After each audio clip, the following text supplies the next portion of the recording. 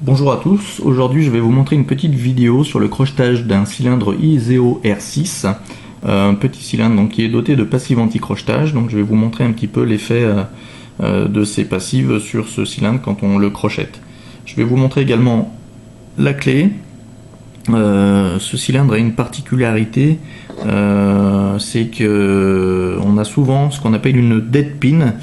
Donc en fait une dead pin, qu'est-ce que c'est? C'est une goupille en fait très haute et derrière vous avez une goupille très basse à placer. Donc des fois c'est vrai que c'est un petit peu gênant, il faut pouvoir passer par derrière cette goupille très haute pour pouvoir abaisser ensuite la goupille très basse. Donc c'est un petit peu délicat, mais bon, on s'en sort pas trop mal. Donc là je vais commencer par placer donc l'entraîneur. Voilà. On va entraîner dans le sens anti-horaire puisqu'on va crocheter les goupilles par la gauche.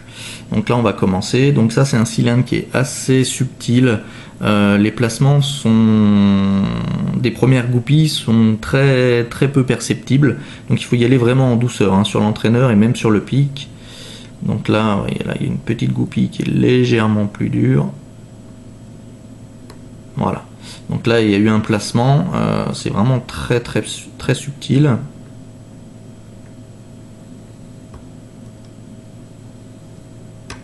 Voilà. Donc là, vous voyez, il y a eu un gros décalage du rotor, signe qu'on est sur une passive anti-crochetage. Donc là, il va falloir aller les identifier. Donc là, on va palper toutes les goupilles. Voilà, bah la première, vous voyez qu'il y a un léger retour sur l'entraîneur quand j'appuie. Donc on continue à appuyer sur la goupille, voilà, et un retour de l'entraîneur de l'autre côté. Donc là on vient de passer une première anti-crochetage, donc là on va continuer à palper.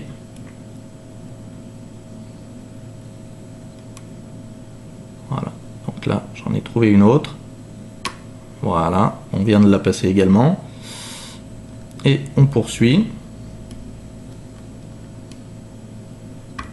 Donc là je viens de passer en fait la dead pin. Donc là elle s'est placée hein, correctement. Et là vous voyez, là ça doit être la dernière goupille à placer. Une anti-crochetage encore, voilà. Donc vous voyez la ouverture du cylindre. Donc cylindre un petit peu complexe, un peu subtil, mais bon on y arrive assez facilement. Une petite astuce, quand on veut faire un tour complet sur un cylindre, il peut arriver que le rotor se bloque. Donc là, pas de grande inquiétude. En fait, c'est juste les passives qui sont remontées en fait dans le rotor et qui viennent le bloquer. Donc là, pour débloquer le cylindre, c'est tout bête. Il suffit d'avec un pic, hein, le revers d'un pic, de placer toutes les goupilles en bas. Et on vient de faire donc le tour complet sans trop de problème. Voilà, écoutez, je vais essayer de refaire ce crochetage, mais de façon un petit peu plus zoomée pour voir ce qui se passe vraiment sur le rotor. Nous voilà de retour sur le crochetage d'un cylindre Iseo R6 de façon zoomée un petit peu plus sur le rotor pour vous montrer toujours donc l'effet qu'ont les passives anti-crochetage sur le rotor. Hein. Donc on va vous montrer ça. On commence à palper les goupilles. Donc toujours délicate, les premières goupilles à placer sur un cylindre R6. Le placement est très subtil, on fait un léger passage sur toutes les goupilles. Voilà, jusqu'à ce qu'on ait en fait un gros décalage du rotor, donc signe que là on est sur des passives anti-crochetage. Donc là on continue, on va palper les goupilles une par une pour voir si on a un retour en appuyant, voilà. Donc la première, voilà, je viens de la passer, retour, gros retour du rotor. On continue, donc là je suis sur une goupille, si j'appuie dessus, rien ne se passe, donc celle-ci est placée, on continue un peu plus loin. Voilà, donc là, vous voyez, petit déplacement. Voilà, donc là on vient de placer une deuxième anti-crochetage. On continue. Donc là il va y avoir la dead pin qui va nous gêner un petit peu. Voilà. Donc là, on a dû la placer.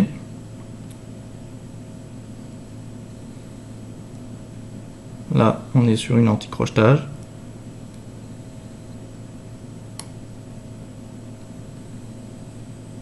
Voilà. Et on ouvre le cylindre sans problème. Voilà, j'espère que cette petite vidéo vous aura permis de vous familiariser un petit peu plus avec les passifs anti-crochetage. Si vous êtes intéressé par le crochetage sportif, vous pouvez visiter un site locksport.fr où vous pouvez trouver une mine d'informations sur les cylindres et sur les façons de crocheter un cylindre. Donc voilà, un site très très intéressant. Et bien écoutez, je vous dis à bientôt pour d'autres vidéos. Au revoir.